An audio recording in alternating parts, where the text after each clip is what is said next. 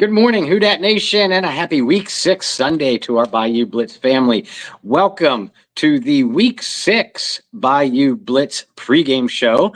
I am Bob Rose. I am one of your co-hosts to your Bayou Blitz pregame show this morning, creeping up on this afternoon if you're on the East Coast. Joining me is my partner, and let's newly welcome him to the world of marital bliss, Brendan Boylan. Brendan, welcome back, and congratulations to both you and new wife, Katie. Thanks. Well, there it is. It's official.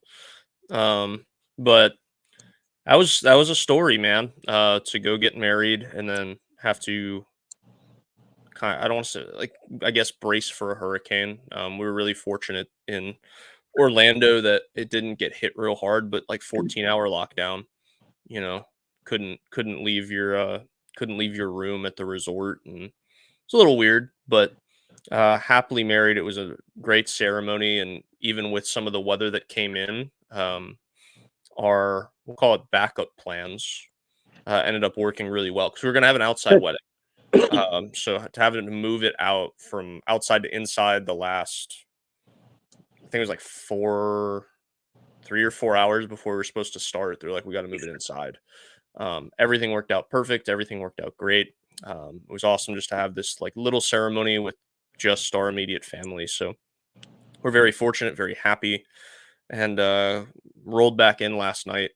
So yeah, I appreciate the well wishes from you, from some of you online that even reached out while we were down there in Florida, making sure that we were healthy and well through all of that. But yeah, listen, I thought about reaching out, but I'm like, you know what? You retweeted a couple things that I did, so I knew you were still alive.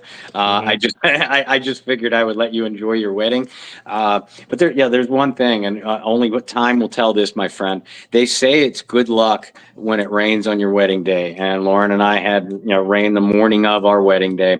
I am not sure if there's a superstitious or wives' tale that has to do with a hurricane on your wedding day. So I guess you'll be setting new groundwork. I guess. I mean, it did rain, so I guess technically we're in the same boat. But they did tell us that. Our coordinator told us that day. They're like, well, it's good luck to have rain on your wedding day. So second one in Katie's family, her brother and sister-in-law got married during a hurricane. So maybe it's just a Linker family thing. I don't know.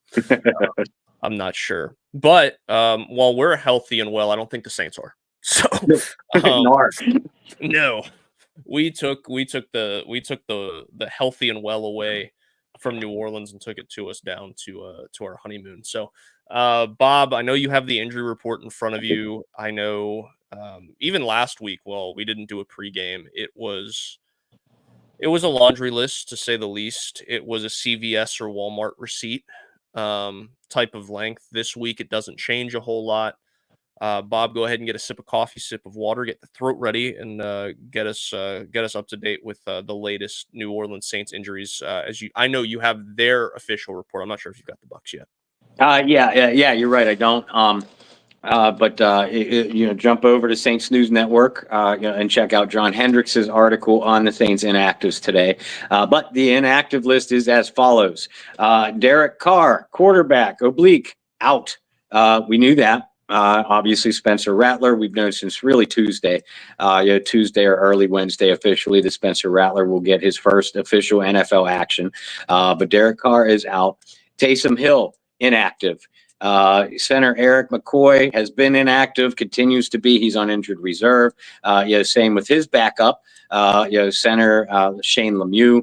So Connor McGovern, who's been a Saint all of 12 days, will get the start at center. Cesar Ruiz, starting right guard, out, inactive. Lucas Patrick, starting left guard, out, inactive. Defensively, Kendre Miller, who was activated off of injured reserve this week. A lot of you thought that he would be in uniform today. I told you it'd probably take one more week. It will take one more week. Kendre Miller also inactive.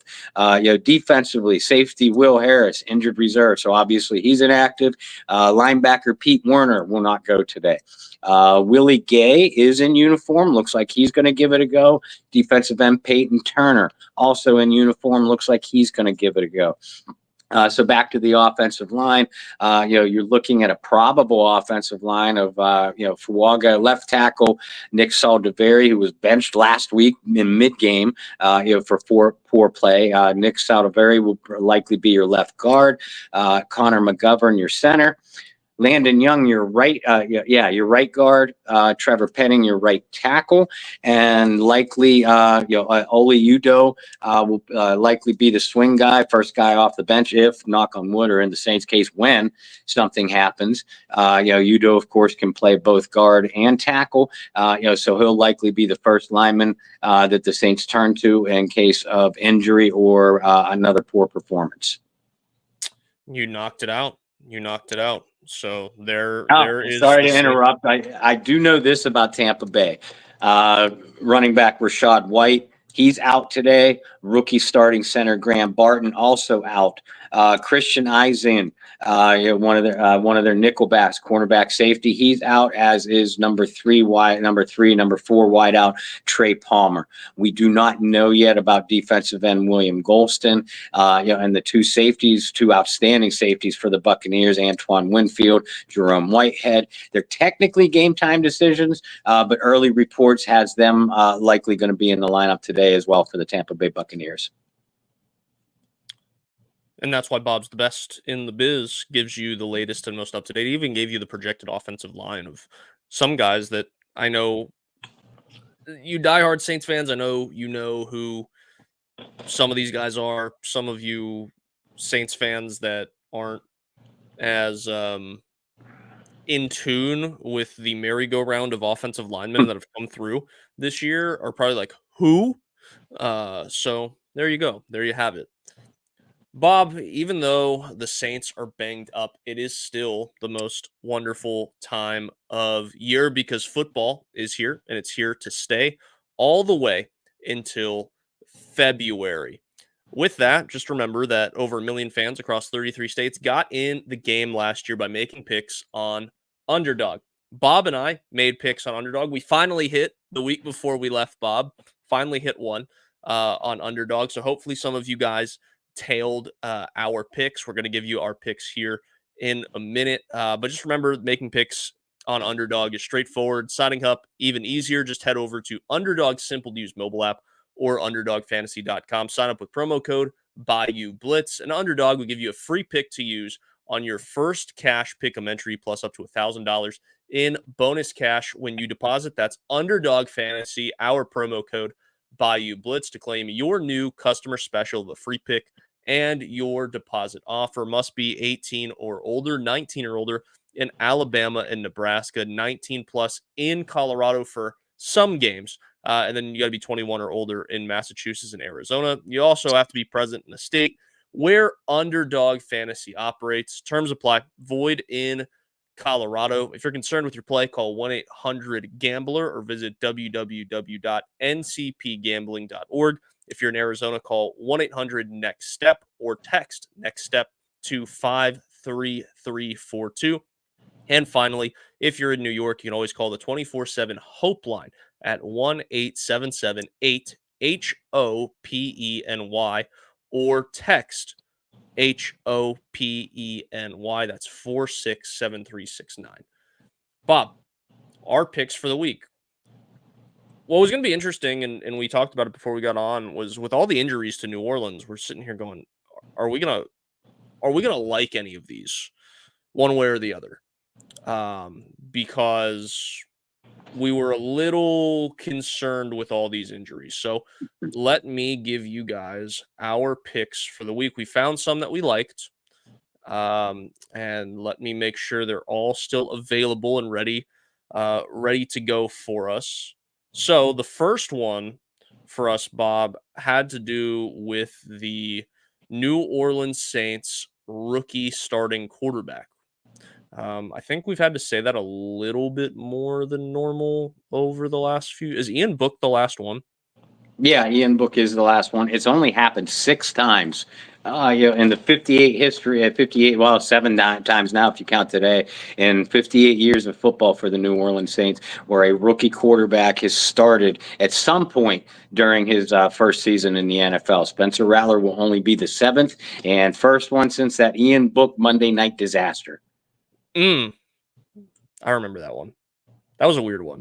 That whole year was weird. Yeah. Because we had a scare that year, if I remember correctly, and we were both writing for SI at the time. And there was a game early in that year where the Saints had to fly to Detroit, and it wasn't Adam Prentice at that point, I don't think.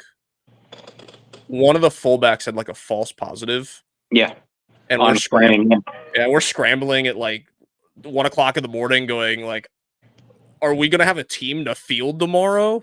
And then obviously that worst nightmare disaster comes later in the year with the Ian Book start. So anyway, here are our picks, starting with Spencer Rattler. One that's a little different. I have never made a pick on higher or lower projection for fantasy points. But Bob, we like Spencer Rattler higher than 13.05 fantasy points. Bob, why do you like that pick? The Saints are going to need something offensively if they have any shot to win this game. Rattler, though I expect rookie mistakes today, I expect pass protection, interior pass protection to be an issue. I also have confidence in Clint Kubiak, and his ability to design the offense around what Rattler does well. I expect a couple quick quick passes early in the game to get him into a rhythm. If I'm right and that approach works out, you have guys like Olave, Shaheed, and Kamara who are great in the open field. Obviously, the Saints are going to need to run the ball, otherwise they don't win this game. Period. And we'll get more into that in a minute. I just think that Spencer can also make plays with his legs. And, I can see a couple, if the Saints put a couple touchdowns on the board, obviously Alvin Kamara is going to be the focus of the Tampa Bay defense. So that might free up a couple of passes in the red zone where Spencer to break containment and maybe get a touchdown on the ground with his legs. I don't expect big numbers, passing numbers today from Spencer Rattler. But again, if you're a fantasy guru, I can very easily see anywhere between 13, 15 points. I think I like it too for the reason you brought up at the beginning. Pass protection, particularly on the interior of the offensive line, is going to be a big concern today. I've been begging for this for the however many years we've been doing this show, the however many years I've been with Saints news in some way or another, particularly after the Drew Brees era, was, can the Saints get a quarterback that can run the football? And we got a little taste of it with the Taysom Hill. Was that 7 or 9? Was it 9? Did he start 9 games at quarterback? Anyway. In his career, yeah, I think the 1 year was 7. So whatever that number was, we got a little taste of it at one point. But Rattler is a guy that can break containment, pick up some yards on the ground. So I'm not saying he's going to go and have a huge day, but if you can say, well, Rattler could very well get 20 rushing yards today, well, I mean, that's 2 points right there. So I like that. You brought up Olave and Kamara and how they're going to have to come up and be big-time players in this game if New Orleans wants to be competitive. We have picks for both of them as well. We have one that we have been hammering away at all year. Even though our whole pick'em hasn't necessarily hit, this one has hit, I think, all but once so far this year, and that's Alvin Kamara for higher than 29.5 receiving yards. You're betting on him getting 30 receiving yards. Bob, I think that's pretty self-explanatory. Yes, he's going to be a focal point of the offense. He's going to be the focal point, and what Tampa Bay's defense kind of hones in on. But there's going to be opportunities to get him the ball on swing passes, screens, etc. I like that pick. Olave, I felt, was a low projection at 48.5 receiving yards. I like the higher I think part of it's just buying into the hype of what Spencer said about Chris Olave this week and how he's going to look to get him the ball as much as possible. I think there's going to be opportunities. Like you said, I don't expect Rattler to, put up backyard football type of numbers, but I certainly expect Olave to be involved. So I like the higher of 48.5. And finally, we have Baker Mayfield. We had to get one pick that was Tampa Bay related. So, Bob, we liked Baker Mayfield to be higher than 232 passing yards.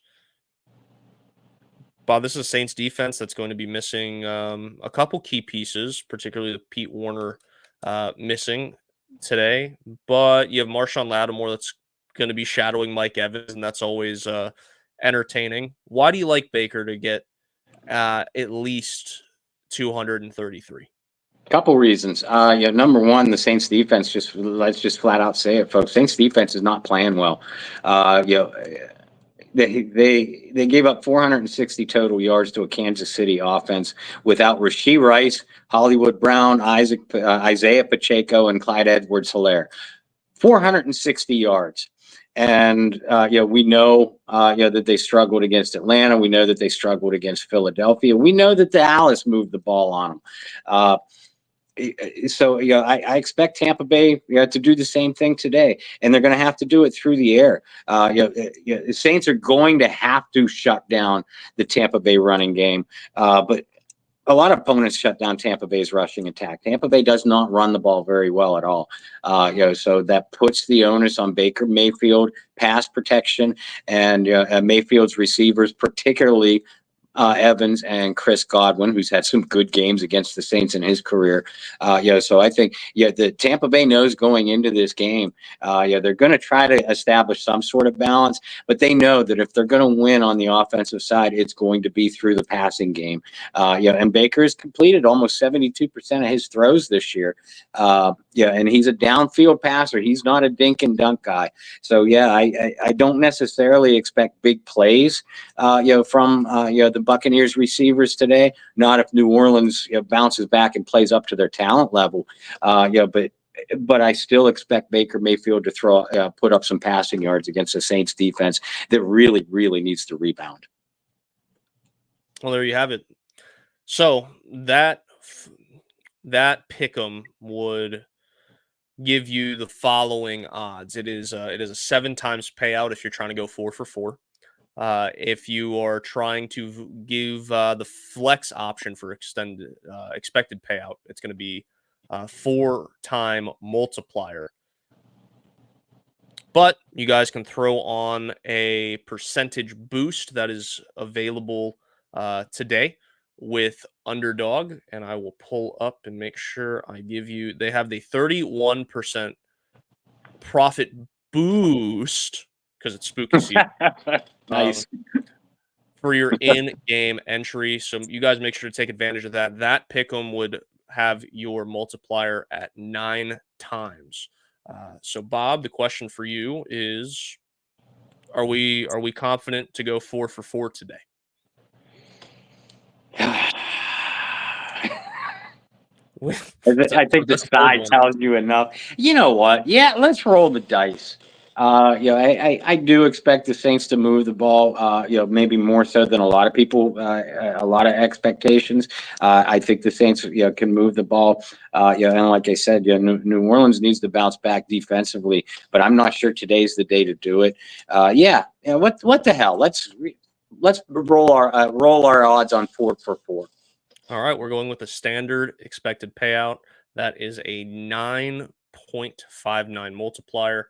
To get all of these correct, we have submitted our play. Hopefully you guys submit it as well. I will tweet it as soon as we get off here.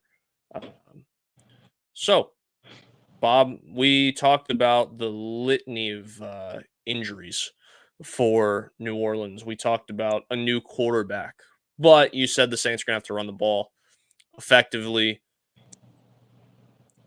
So I ask you this, and we brought up Spencer Rattler's mobility. Like, how much of the playbook changes And how vanilla is this really going to look? Because earlier in the week, Clint Kubiak said, like, hey, we have trust in Spencer. This isn't going to be a kind of a dumbed down thing. You and I know coach speak. Yeah. It's not like you can come out and say, you know what, he's a rookie. We're going to have to make it as vanilla as possible. You can't come out and say that. So how vanilla do you really expect this to be? And two, how much freedom is Spencer Rattler going to have um, to make plays with his legs, to be a part of that rushing attack that needs to get going for the Saints to win? Well, the second part of the question is what I'll answer first. You got to. I do think that Spencer is going to be told, "Hey, on a lot of plays that I send in, Clint, coming from Clint Kubiak, on a lot of plays I sent in, passing plays. You take one read. If it's not there, you take a second read. If the protection holds up for a second and a half, you take one read. You take two reads. They aren't there. You take off with the ball and you run. But there aren't going to be any design runs, for Spencer. I mean, first of all, yeah, Spencer's a better athlete than what Derek Carr is, but we're not talking about Lamar Jackson, Jaden Daniels, Caleb Williams type of athlete here. That's one. Yeah, two. With Taysom Hill out, you have no emergency quarterback, so it's just Spencer Rattler and Jake Haener. So these guys have to stay healthy today. I don't. There aren't going to be a lot of any design runs. I don't think. But Spencer is going to be given the green light. Hey, read one isn't there, read two isn't there. You make a play with your legs, and then you get down or get out of bounds. You don't take any unnecessary hits. As far as the first part. It depends on your definition of vanilla. I mean, are there going to be a lot of complex game plan, play calls? No. And they're going to change some things as far as, we'd see Derek Carr over the last almost year and a half now, drop back and, complex or, multiple routes, for him to read and go through progressions. You don't want Spencer Rattler to do that for two reasons. Number one, again, he's a rookie, and this is literally his first time he's really gotten any action whatsoever. And number two, the interior pass protection. You're talking about not only three backups, but three third string or practice squad players at the two guards in the center spot. So there'll be a lot of rollouts, a lot of level routes. When you roll Spencer out of the pocket, there'll be a trailer. There'll be a trailer or a dump off guy. There'll be a second level guy, and then that's probably it. Same with the dropbacks. There'll be a lot of 2-man and 3-man routes only. With max protect. So again, just like we said before, Spencer has those opportunities to make one read, two read. Not there. If you can make a play with your legs, do it. If you can't, you just chuck that ball out of bounds. I mean, it'll be simplified in that manner, but I expect Clint Kubiak to try to come at the Buccaneers, with a lot of smoke and mirrors, a lot of motion, tons of different formations. Looks like I expect some looks with Shaheed or Olave in the backfield and Kamara lined up out wide, because again, Tampa Bay is going to react to wherever Alvin is, because he's going to be a heavy part of today's game plan. I mean, he's going to hit him with a lot of form. It's going to look more complicated than what the play call actually is. This question was coming as well when you talked about the running game, keeping it simple, taking pressure off. No Kendre Miller today for New Orleans. Probably going to take another week. I was hoping he'd go just to give put another horse in the stable, per se, in the backfield.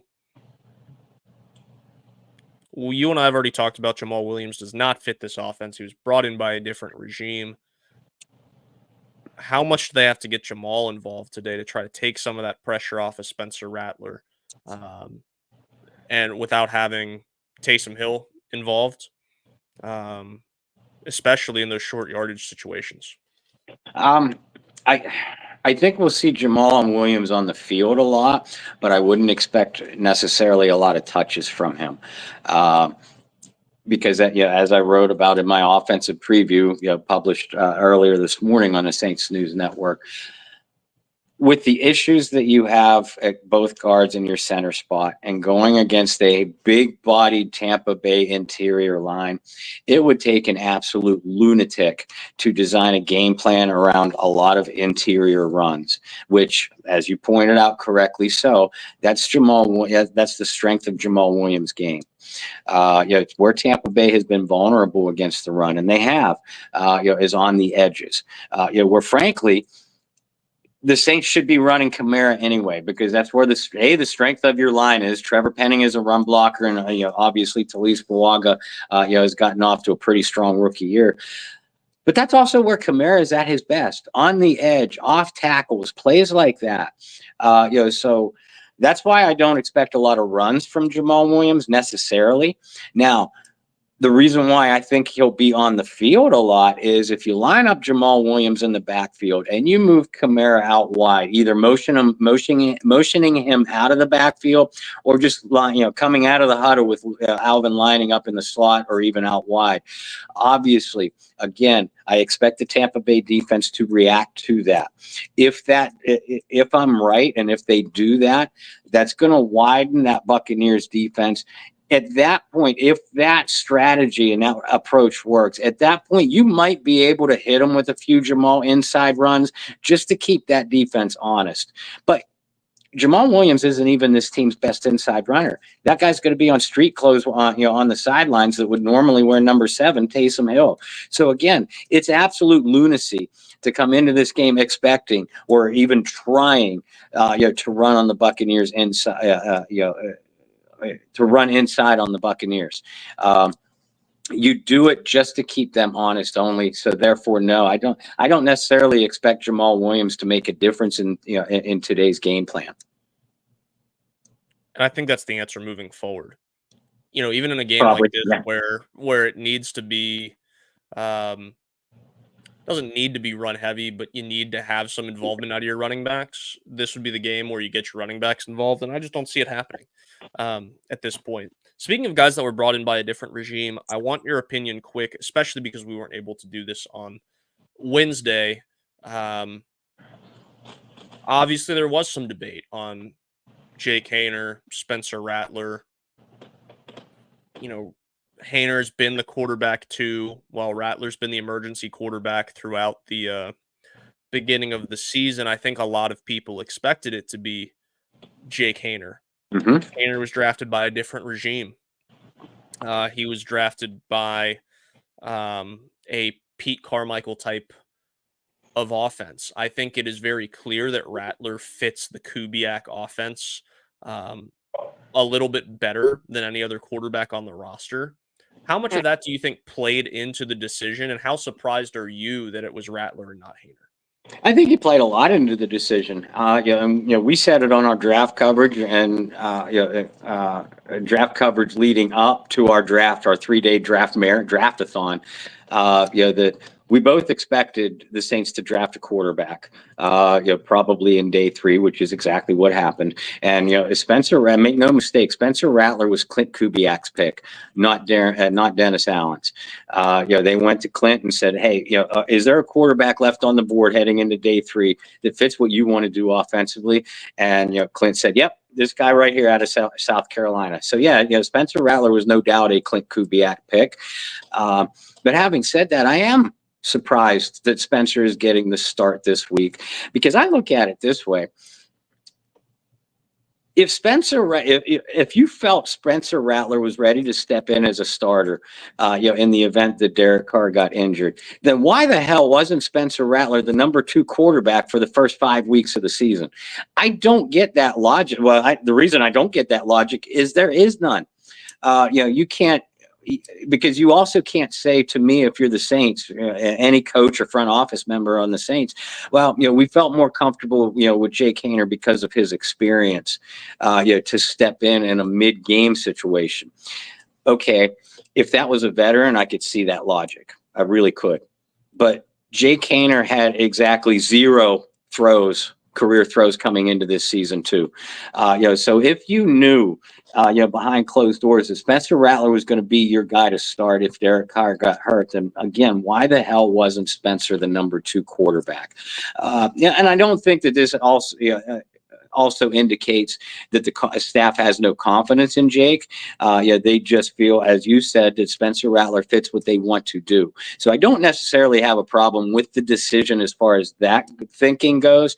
I don't get why your number 2 decision was Jake Haener if you always knew that you were going to go to Spencer Rattler. If one of these 2 guys had to start. I thought it was odd. I really did. Now, you guys who watched our draft-a-thon and have been a part of the show throughout the offseason, like I really liked the pick of Spencer Rattler. Mm-hmm. I like how he fit the system. He was a guy that just a few years ago was the number 1 quarterback on a lot of people's boards, which is crazy to say out loud. Yeah. But he was, and it was like there's a lot of talent there. But that was the debate, was like, okay, you have Haener and you have Rattler, and you're probably going to move on from one of the 2. I think it's pretty evident who they're going to be moving on from. Even if Rattler stinks it up for the however many games he has to start, right? I think it's Haener out the door, which again I just think is weird, and like you said, doesn't make a lot of logical sense to have Haener be your backup quarterback. If you thought Rattler could be the guy. All right, Bob, let's get into some of the nitty-gritty of it. This is a Tampa team that has played well at times this year, has not played well at other times throughout the season, but this is an NFC South that, even with the Saints sitting at 2-3, is very open. You go back to us looking at the schedule release and talking about the early goings of the schedule for the Saints and saying, well, if the Saints can finish 3-3 through their first 6, they're going to be in a decent spot to win the division. And here's your opportunity to go 3-3 and have 2 wins against the NFC South in your first 6 games. Obviously, challenges on the offensive line. Obviously, a challenge with a rookie quarterback. You're playing the defending NFC South champions, and you're playing a guy in Baker Mayfield who looks rejuvenized in his NFL career, starting to play that Baker Mayfield style that we saw in the 2020 season for Cleveland, where he took the Browns to the playoffs. What's scary about the Tampa Bay team? What does New Orleans really have to do defensively to disrupt an offense that has 2 capable running backs, 2 very capable wideouts, and again, a quarterback that is looking like he could have a Pro Bowl invite at the end of the year? Yeah, two things that the Saints have to do defensively. And, first of all, even for you Dennis Allen haters, you need to acknowledge that DA puts together a good game plan defensively when they go up against the Tampa Bay Buccaneers. Marshawn Lattimore, rendering Mike Evans completely useless almost every time they play certainly helps. But Dennis Allen typically attacks the Buccaneers very aggressively up front, attacks their backfield, not just the quarterback position, but the running game as well. And I think that they need to do that again. What the Saints need to do defensively on the field, A, play up to their talent level, as we said a couple moments ago, which they have not done in the secondary, and B, up front, finish the damn play. You're getting pretty consistent penetration from Brian Bresee, Carl Granderson, and Chase Young, among others, but mainly those 3. You're not finishing the plays. Either they're running against you because you're attacking in undisciplined ways, both the defensive line and linebackers on the second level, or you're just not getting to the quarterback, often enough. You might be flushing them out of containment, out of the pocket, but then you're not getting them onto the ground. You're allowing them to make plays. In the secondary, I think Marshawn Lattimore is playing some outstanding football. Outside of that, everybody else has underperformed. The chief culprit being Paulson Adebo, who is just in a major slump right now. Alontae Taylor is playing really well, but not as much in coverage. He's more of a disruptor around the line as a blitzer, and as a hitter on the ball carrier. You guys got to remember you guys being the Saints, got to remember how Tampa Bay wants to attack you, and that they need to use, Evans, Godwin, and those other receivers. You know how to shut them down because you've done it in the past. So I do expect Dennis Allen to have a similar game plan, to what he often employs against Tampa Bay because it's worked. What the Saints have to do again is finish on the field, and prevent Baker from getting in any kind of rhythm, because he's a streaky quarterback as it is. If he gets hot, it's a long day for your defense. If you make some plays, then that gunslinger mentality is going to start to come out, and Baker's going to force some throws that maybe he shouldn't. And at that point, you might get a couple plays defensively to turn the momentum, earn field position, maybe set up some easy scores for your offense. That's the way that the Saints have to win this game. Gunslinger mentality is a good word. Remember, Baker led the league in interceptions before coming over to Carolina and then Tampa Bay after that. I almost forgot about that weird stop in Carolina. Right. That was weird. All right, Bob. New Orleans offensively, we've talked about a lot. Shaheed was a guy who did not practice a little bit this week. He's playing today.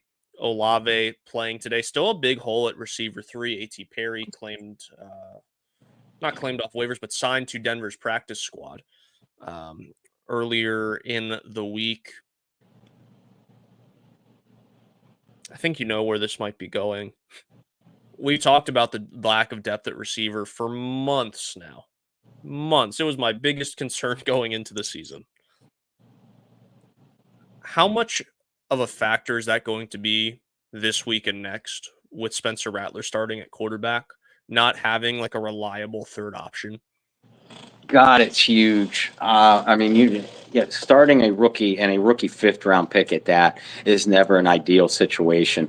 And now you're putting him behind, basically over half of the line is made up of practice squad or third stringers. And on top of that, you say Spencer, Olave,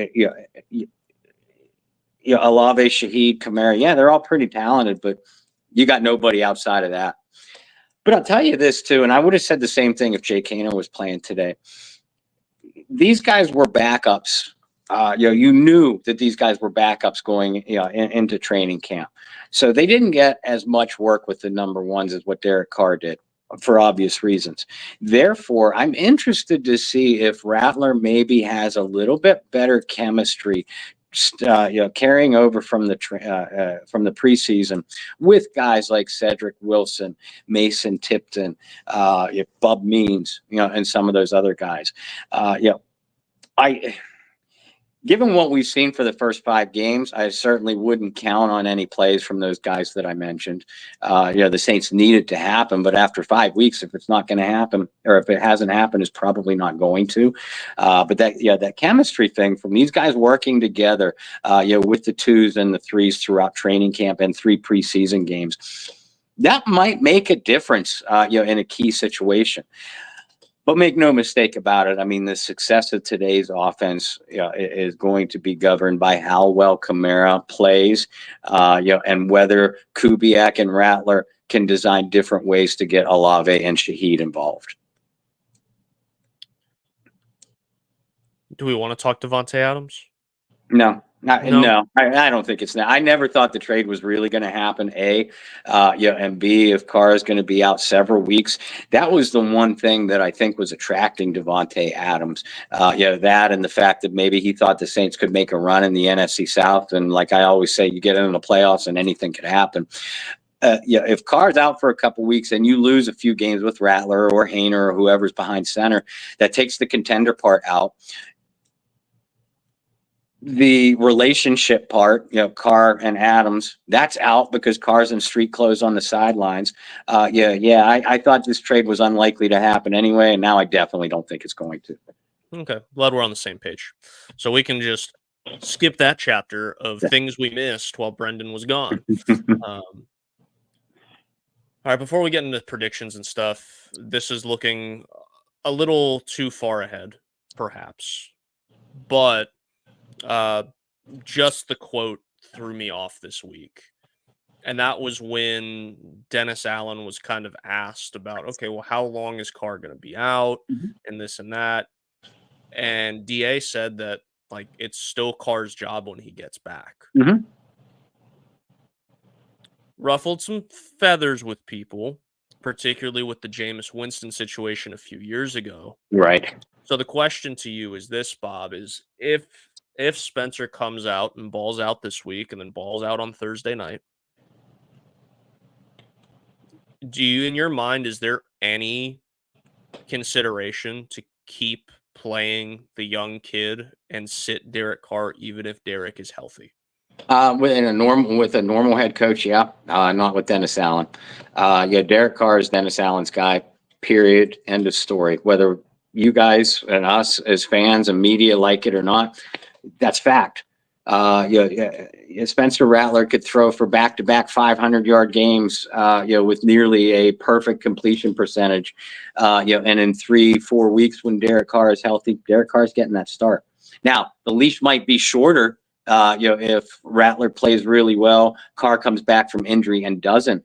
But unless Dennis Allen is fired before Derek Carr gets healthy, which ain't going to happen, folks, sorry, Derek Carr is going to be the starter. That's just it. We've said it a bazillion times on this show. Like, DA's going down with the ship. Yeah. And the ship was getting his guy in Derek Carr. Now, I hope Spencer has a great few outings, right? I think that would be a lot of fun to talk about. I think the times to write about too. So yeah.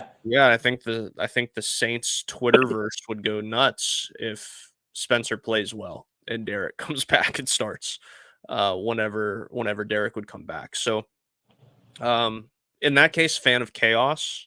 I think Bob can be as well. So this game's going to be a little chaotic. Injuries on both sides. Injuries to the offensive line on both sides, particularly. A game in New Orleans that I think the word must win, or that phrase, is used a lot. It's overused. I don't think this is a must win for New Orleans, but it's starting to get to a point where it's like we close. Gotta start seeing that team from the first 2 weeks. It's a little harder when you're missing 3/5 of your offensive line. You don't have a third receiver. You don't have your starting quarterback. You're missing Pete Warner defensively. Will Harris, who is having a good start to the year, is now on IR. Like, there's a lot of unforeseen circumstances that are playing into this. But the team needs to convince the fan base that the first 2 weeks were not a fluke. And by that, I'm not saying that the Saints need to go score 40 points today. They just need to play competent offensive football, find the end zone, and getting out with a win would certainly solve a lot of heartache from the last 3 weeks. So, Bob, in a game like this, how do you see it going? Whichever defense plays more up to their capabilities, and neither of these defenses have, whichever defense plays better football, I think wins this football game. If you take off the black and gold and the fleur-de-lis colored blinders, you pretty much have to acknowledge that Baker Mayfield, Mike Evans, Chris Godwin are maybe not a more talented, but a more reliable trio than Spencer Rattler, Chris Olave, and Rashid Shaheed. Again, I think I know that this game plan is going to be Kamara, and more Kamara with some short, quick passes mixed in to get Rattler's confidence up. If you're successful in getting Rattler's confidence up and you're able to move the football, then I do think that this changes things. But I think the Tampa Bay defense is going to have an easier day, and an easier go of it, against the New Orleans offense than the Saints defense is against the Tampa Bay offense. I hope I'm wrong, but again, I don't like the way this New Orleans defense has played. And I have a hard time coming into this game confident in that. Yeah, I know Lattimore's history against Mike Evans, but I also know Chris Godwin's history and Baker Mayfield's history against the Saints, and but both of them have been pretty damn good. New Orleans has yet to cover a tight end at all this season, which means Kate Otten owners, in fantasy football, you might want to plug him in and get a few points here. New Orleans has underachieved on that side of the ball, and until they do otherwise, I'm not going to feel real confident in a battered offense to put enough points up on the board in a game that's maybe scored in the high 20s or low 30s or more. And for that reason, I think the Saints will be in it today. Because again, Dennis Allen's defenses usually do play well against Tampa Bay. I don't see the Saints making enough plays on either side of the ball to come out of this with a win. And I'm going to go 27-17 Buccaneers. I'm in a similar boat as you. I think the defense has played maybe a little bit better than you think the defense has played. I think bend but don't break is always eventually going to break. And I apologize for the interruption. When I've said or written things like that this week, that people have come back at me, with, they're number one in red zone defense. Yeah, I get that. And they've done a terrific job in the red zone, either creating turnovers or holding other teams to field goals. But it's that second part when you hold other teams to field goals, but you're having trouble scoring yourself. And with Derek Carr, in 2 of the last 3 weeks, this team hasn't even put 14 points on the board. So my comeback to that bend but don't break is similar to what you just said. Okay, bend but don't break is fine, but the rope-a-dope. To use a boxing analogy, if you're going to do a rope-a-dope to your opponent, you eventually got to hit them back. And if you can't put points up offensively, if your defense lets the other team drive down but holds them to 4 field goals, but you can only put 3 field goals or 10 points on the board with your offense, guess what? I'm no math major, I'm no math genius, but you're still going to lose that game. And that's what's happening here. Sorry for the interruption. No, take Atlanta, for example, right? Like 12 Philadelphia. Points. Philly. Yeah, I mean, there's games there where it's like, yeah, it's great. But, and a lot of that falls back in the offense, and that's where my concerns are for today. Battered offensive line, rookie quarterback, playing a team that has a lot of familiar faces from a team that went to the playoffs a year ago. Is playing, even though they're not playing super well, the defense, like a team that has been there, a team that can show different looks to Spencer Rattler and rattle and frustrate the rookie quarterback. That's where my concern lies. This offense wasn't scoring points with Derek Carr. As much as I like Spencer Rattler, and I think he's going to bring something a little different today, I don't see it being the difference maker or enough to kind of overcome where the Saints are right now, which is weird. Like to even fathom that we'd be having these conversations after the first 2 weeks of the season is really, really surprising. But I'll take Tampa in this game, like 24-21. I think it's close, but I don't think there's enough there, like you said, Bob. So there you have it. Bob and I will be back for a post-game show. You can catch it recorded on your Monday drive to work, wherever you get your pods. Bob, people got 30 minutes to catch up on the articles from throughout the week for you. So where can people catch up with you and your latest? Yeah, read fast, folks, because a lot of those articles are longer than what I had anticipated because there was a lot of what-if scenarios to write about. But you can catch all of my previous week's articles as well as upcoming articles on my Facebook page, Bob Rose, Twitter page, Twitter, Twitter, at Bobby R2613, as well as the Saints News Network, or on SI.com also. And make sure that you are members. If you aren't already, make sure you are members or following our Bayou Blitz Facebook page and at Bayou Blitz Pod Twitter page. X Twitter page. For some special events that we have coming up, including giving you an opportunity to be a part of our live weekly broadcast, which we're only going to do to members of the Bayou Blitz Facebook page or those Facebook affiliated groups. For myself, you can follow me virtually everywhere at BT Boylan. I'm going to tweet out, not X out. We've had this conversation before. X tweet out. I'm going to X tweet out those underdog picks for you guys so you can tail if you would like. Saints have a tough one today. Like I said, Bob and I will be back with the post-game report. You can catch that Monday morning wherever you get your pods. Just check out at Bayou Blitz Pod. There we go. Bayou Blitz Pod on Twitter or X Twitter to make sure you catch that tomorrow morning. Until then, hopefully you guys enjoy week number 6. Hopefully Spencer Rattler puts on a show in front of the Superdome crowd.